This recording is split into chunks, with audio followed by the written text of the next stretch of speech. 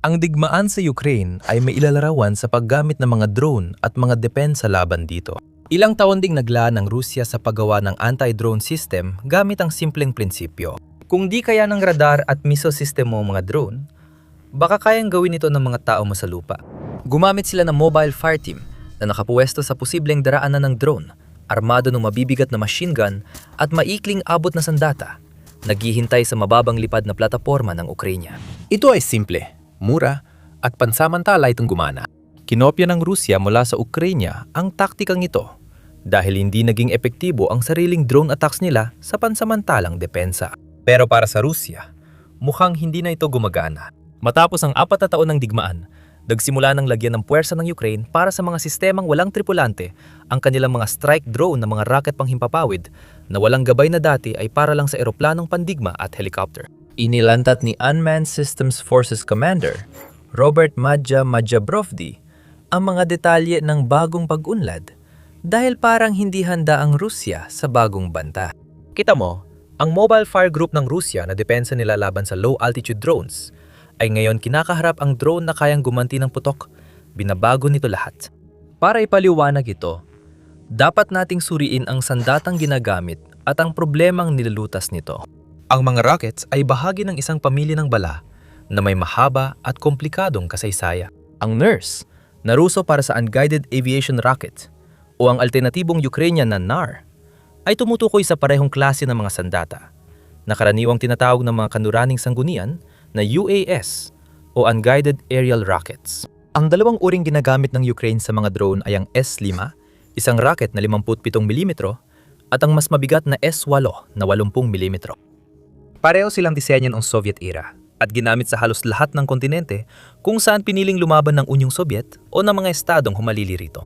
Ang S-5 ay may pinagmulan noong 1946 ng pag-aralan ng mga inhinyerong Soviet ang mga nasamsam na German RR-4M rockets matapos ang ikalawang bigmaang pandaigdig. Ang RR-4M, kilala bilang Hurricane, ay naging matagumpay sa himpapawid bilang simpleng, hindi ginagabayan na folding fin rocket na gamit ng Luftwaffe laban sa Allied bombers. Nakita ng Soviet ang potensyal ng konsepto at ginugol ang dekada sa pagbuo ng sariling bersyon. Pagsapit ng mid-19, naraang 50, nagsimulang gamitin ang S-5 bilang air-to-air na sandata para sa mga unang jet fighter tulad ng MiG-19. Bago nagbago ang doktrina at naging pamantayang close support rocket ito para sa buong Soviet Tactical Aviation Fleet. Sa Afghanistan, dito talaga pinakamahigpit na nasubok ang S-5.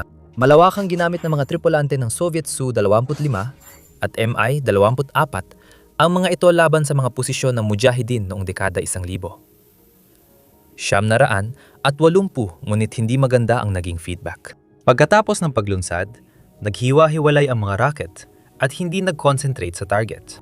Noon, karaniwang sinasabi ng mga piloto ng Soviet na halos walang silbi ang S-5 na para lang kinikiliti ang sakong ng kalaban. Hindi sapat ang warhead para siguradong mapatay ang nakakahiwalay na infantry sa magagaspang na lugar. At dahil hindi guided, kailangan mong magpaputok ng maraming rocket para sa saturation effect. Mas partikular, ang rocket ay may dispersion na 3 tuldok 5 milliradians o MRADs. Ibig sabihin, lilihis ito ng 3 tuldok 5 metro mula sa target sa bawat kilometro na tinatahak nito. Sa Imperial units, ito ay mga 18.5 talampakan kada milya. Kalaunan, nagsimulang ikabit ng mga Soviet ang mga S-5 pods sa mga tangke ng T-62 BTR-70 na armored personnel carriers at mga truck na Ural bilang improvised na ground-to-ground artillery. Ipinapakita nito kung gaano sila kadesperado sa putok at kung paano nalihis ang sandata sa orihinal na layunin. Ang S-8 ang naging natural na upgrade para sa S-5 at nagsimulang gamitin noong 1984. Ang 80mm na rocket ay may mas makapangyarihang pampasabog na ulo. At ang shaped charge na bersyon ay kayang tumagos ng hanggang 400mm ng rolled homogeneous armor. May iba't ibang espesyal na bersyon ng rocket, tulad ng tandem charges laban sa reactive armor at fragmentation rounds na ginagamit laban sa mga tauhan at magagaan na sasakyan. Sa ikalawang digmaang Chechen, ginamit ng eroplanong Ruso ang S-Swallow rockets, nagpaputok na hanggang 20 bawat isa para sirain ang matitibay na posisyon sa Grozny. Sa Syria, Malawakang ginamit ng Russian Aerospace Forces ang S-8 sa interbensyon nila, nagbibigay ng suppressive fire laban sa mga posisyong oposisyon sa bansa. Iyan ang dalawang pangunahing rockets na dinadala ngayon ng Ukraine drones sa teritoryong sinakop ng Russia. Kaya, ang sandata ay nagbago mula air-to-air, ground-to-ground, hanggang air-to-ground na labanan sa dekada ng pagbabago sa doktrina at estratehiya. Simula pa lang ng digmaan sa Ukraine, naroon na agad ang mga NAR.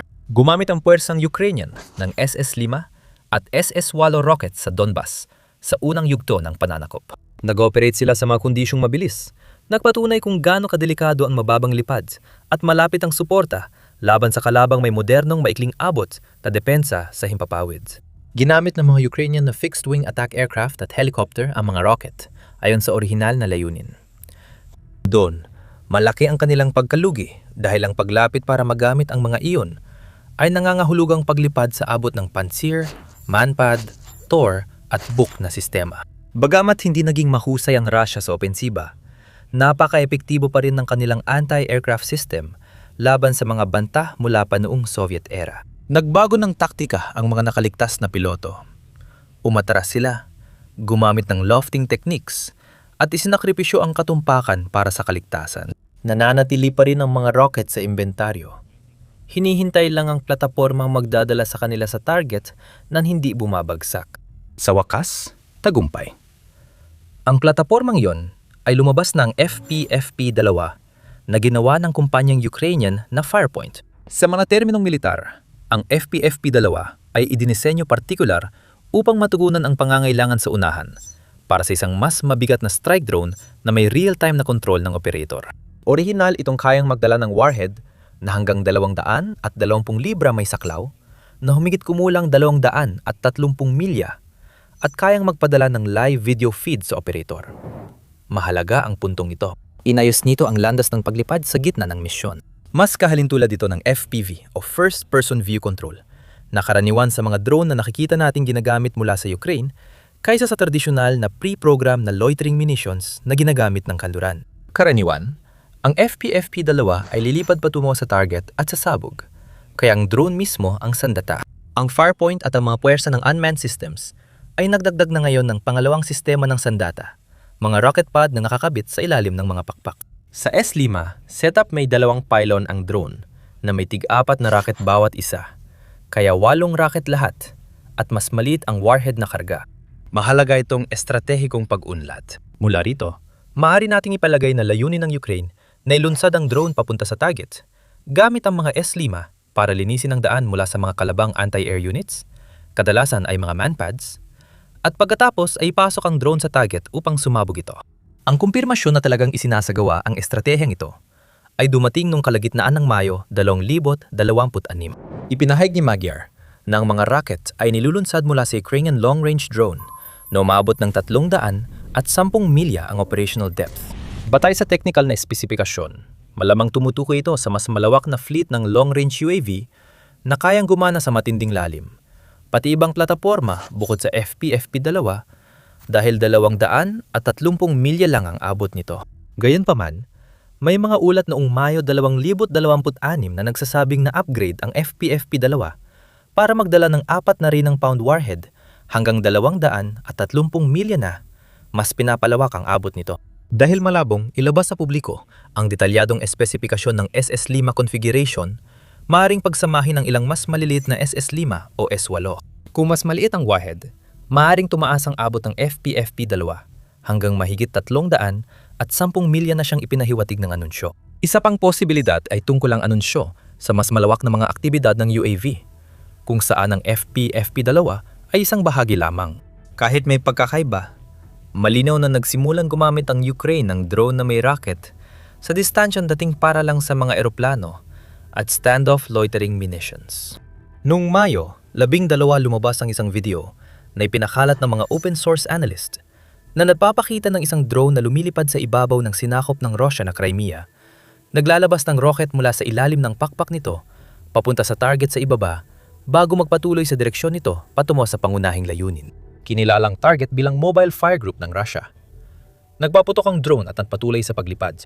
Nagkomento si Dennis Schleiterman, co-founder ng Firepoint, sa video.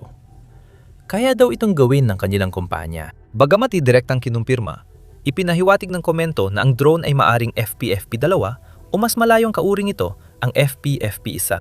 Isang kumpirmadong paggamit sa labanan, ang sumunod makalipas ang 1 linggo, kung saan ang isang FPFP-2 na may dalang mga rocket ay tumama sa isang estratehikong sentro ng komunikasyon ng Black Sea Fleet ng Rusya. Matibay ang infrastrukturang militar na tinamaan ng drone na may dalang rocket. Mahalagang pag-isipan kung anong ipinahiwatig ng pag-unlad na ito lampas sa malapit na hinaharap. Pinatunayan ng Ukraine na kayang magdala ng strike drone ng rocket armament habang dala pa rin ang pangunahing warhead. Ang susunod na hakbang na tinatalakay na sa defense circles ng Ukraine ay hindi lang pagpapahusay ng kasalukuyang konfigurasyon ng mga di ginagabayang rocket, kundi pati pagtanong kung ano ang mangyayari kung palakihin pa ito. Kung ang FP-2 class airframe ay kayang magdala ng 8 SS-5 rockets at isang 200-pound warhead, posibleng palitan ng mas malaking o extended range na bersyon nito ang guided air-to-surface munitions sa teorya. May sariling guided weapons ng Ukraine at hindi na teorya kung magagamit ang drone bilang air launch platform para sa maliit na precision-guided missile. Tandaan, ang FP-2 na alam natin nung kalagitnaan ng 2026 ay isang bersyon ng mas naunang disenyo na ginawa para sa mid-range na labanan, na halos na doble na ang abot at kakayahang magdala. Dahil dyan, hindi malabong mangyari na makita ang inaasahang 310 milyang abot kahit puno ng armas ang kargamento nito. Para maintindihan kung bakit disruptive ang kasalukuyang setup, dapat mong malaman kung paano tinangkang lutasin ng Rusya ang drone problem sa nakalipas na 3 taon at paano naluma agad bawat solusyon nila. Bagong lahat, mag-subscribe sa The Military Show. Araw-araw kaming napopost ng mga video tungkol sa bagong kaganapan sa agha militar, geopolitika at digmaan. Balik tayo sa Rusya. Unang malaking tugon nito sa drone campaign ng Ukraine ay electronic warfare. Nag-deploy ang Rusya ng pinakamasinsing electronic warfare environment sa makabagong kasaysayan ayon sa mga analyst para tanggalan ng signal ang mga drone ng Ukraine. Ang GPS jamming ay humahadlang sa nabigasyon, habang ang radio frequency jamming ay sumisira sa control link ng FPV drone operators. Tinangkang bulagin ng broadband system ang sensors na nagbigay ng targeting data sa Ukraine na naging epektibo at nagdulot ng malaking pagkalugi. Nawala ng video feed ang Ukrainian FPV drone, kaya napilitan ng mga operator na magpalipad ng bulag, dahilan ng mintis o pagbagsak. Ang susunod na solusyon ay alisin ang radio link. Ang fiber optic FPV drone ay may dalang napakanipis na optical cable, mas manipis sa buhok ng tao, na unti-unting inilalabas habang lumilipad. Dumadaan ang control signal at video sa fiber bilang pulso ng ilaw, hindi radio waves. Walang radio frequency na matutukoy, gambalain, o dayain ng jamming system. Dumaan ang drone sa pinakamatinding electronic warfare na kapaligiran sa larangan ng labanan na parang hindi umira lang ganoong kapaligiran.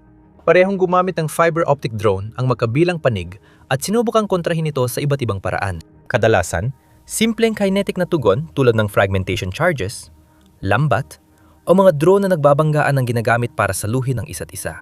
Kinilala ng Allied Transformation Command ng NATO ang problema at humingi ng makabagong solusyon para mapabagsak ang fiber optic FPV drone dahil wala pang epektibong sistema laban dito.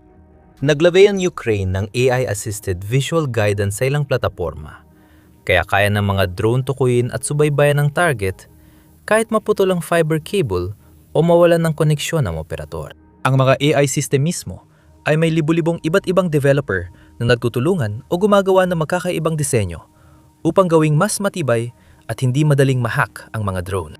Ito ay nagresulta sa isang cycle ng pag-aangkop at pag-unlad na mas mabilis kaysa sa kayang gawin ng karaniwang Western procurement. Dati, taon ang ginugol sa pagsubok ng mga bagong sistema. Pero napilitan ng Ukraine na dumiretso mula prototype tungo sa pagdideploy sa larangan sa loob ng ilang linggo. Napilitan ang Russia na makisabay, gumagawa ng panlaban, ngunit agad itong natutugunan ng mga Ukrainian na inhinyero sa loob ng ilang linggo bago ito kumalat sa linya ng labanan.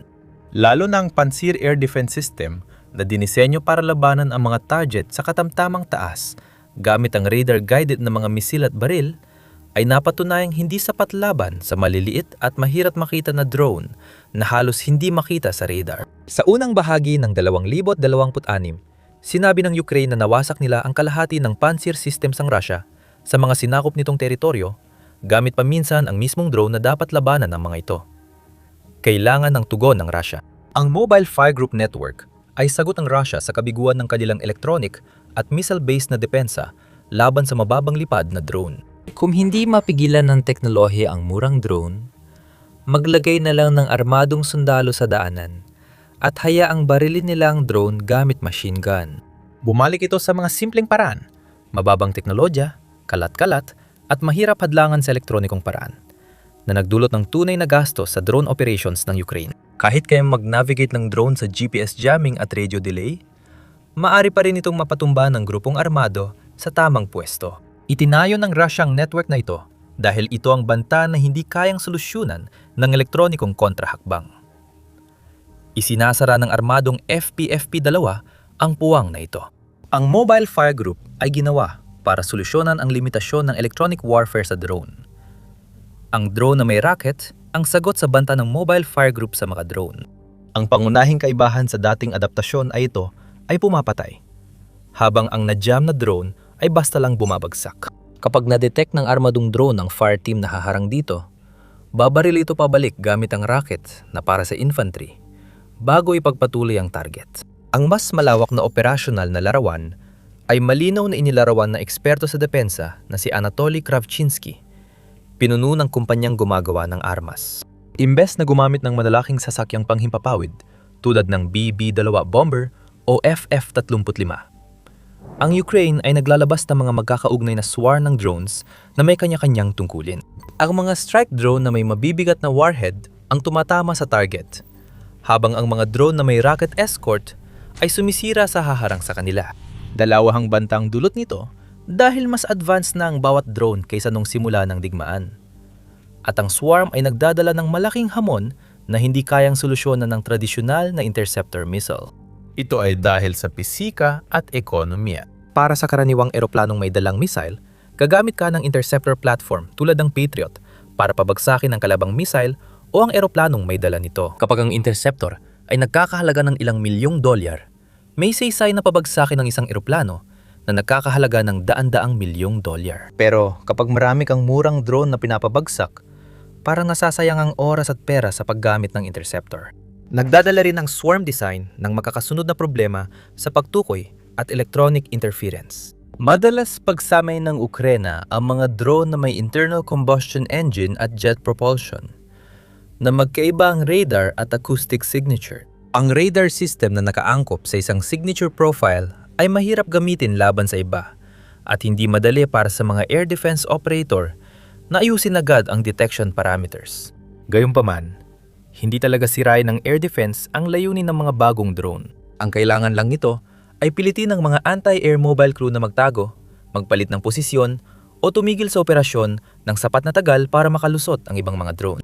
Mas limitado ang deep strike operation ng Ukraine, hindi dahil sa distansya, kundi sa hamon ng pagdaan sa defensive corridor sa pagitan ng linya ng labanan at target.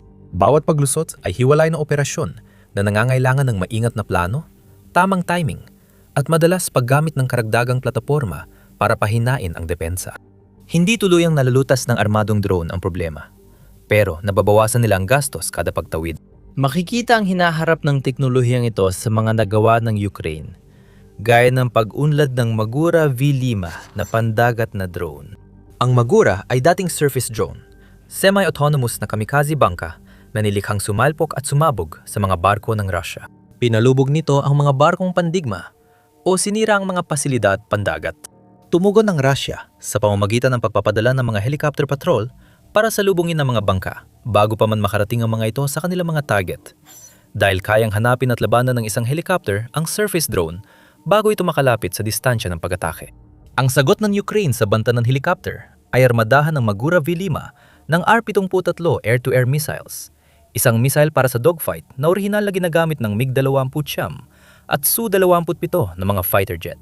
Ito ay inangkop bilang surface-to-air na sandata para sa bangka. Sa huling bahagi ng 2024, ginamit ng Magura V5 ang mga missile para pabagsakin ang helicopter na miwalo ng Russia sa sinakop na Crimea. Isang surface boat na pang-atake ng barko ang nagpabagsak ng helicopter na pinadala para harangin ito. Hindi pa doon nagtapos. Ang Magura VP-2 ay pagkaraan ay nilagyan ng mga AIM-Siam Sidewinder missile. Noong 2025 isang plataporma ang nagpabagsak ng 2 fighter bomber na Su-30 ng Russia na sumubok harangin ang drone formation. Unang beses sa kasaysayan na nawasak ng sasakyang pandagat na walang tripulante ang eroplanong pandigma na may tripulante. Malapit itong kahalintulad ng kasalukuyang tinatahak ng FP-2. Gumamit o nagdisenyo ang Ukraine ng isang plataporma na may isang layunin. Nagtagumpay sa papel na iyon. Nakatagpo ng particular na panlaban.